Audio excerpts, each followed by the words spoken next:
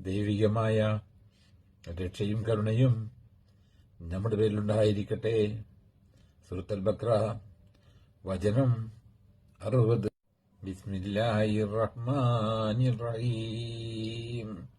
وَإِذِ اسْتَسْقَىٰ مُوسَىٰ لِقَوْمِهِ فَقُلْنَا اضْرِب بِّعَصَاكَ الْحَجَرَ فَانفَجَرَتْ مِنْهُ 12 عَيْنًا قَدْ عَلِمَ كُلُّ أُنَاسٍ مَّشْرَبَهُمْ كُلُوا وَاشْرَبُوا مِن رِّزْقِ اللَّهِ وَلَا تَعْثَوْا فِي الْأَرْضِ مُفْسِدِينَ. മൂസ തന്റെ ജനതയ്ക്ക് വേണ്ടി കുടിക്കുവാൻ വെള്ളത്തിനപേക്ഷിച്ച സന്ദർഭവും ഓർക്കുക. അപ്പോൾ നാം പറഞ്ഞു, നിന്റെ വടികൊണ്ട് ആ പാറക്കല്ലിനടിക്കുക. അപ്പോൾ അതിൽ നിന്ന് 12 നീരുറവുകൾ പൊട്ടിയൊഴുകി.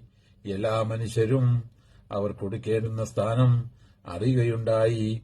അല്ലാഹുവിന്റെ വക ആഹാരത്തിൽ നിന്ന് നിങ്ങൾ തിന്നുകയും കുടിക്കുകയും ചെയ്തുകൊള്ളുവീൻ. നാശകാരികളായിക്കൊണ്ട് ഭൂമിയിൽ നിങ്ങൾ കുഴപ്പം പ്രവർത്തിക്കുകയും അരുത് എന്നും പറയപ്പെട്ടു.